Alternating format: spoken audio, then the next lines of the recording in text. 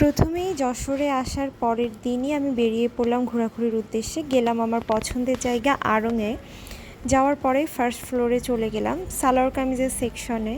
এখানে অনেক ধরনের নতুন আইটেম আমি দেখলাম, যেগুলো বেশ আমার পছন্দ হয়েছে, কিন্তু একটু হাই প্রাইসের ছিল। এই কারণে আমি আরও বাজেট ফ্রেন্ডলি কিছু দেখছিলাম।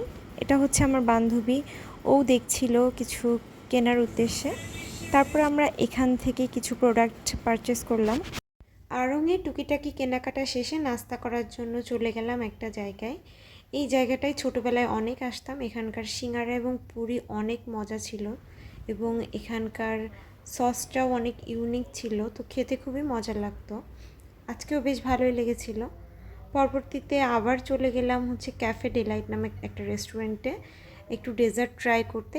এখানকার পেস্ট্রিটা বেস্ট যশোরের যে কোনো পেস্ট্রির মধ্যে। সাথে একটা স্পেশাল ফালুদা নিয়েছিলাম পেস্ট্রির সাথে। দুইটা আইটেমই খুব মজার ছিল। আমি এই দুইটা আইটেমই দীর্ঘদিন ধরে ট্রাই করি।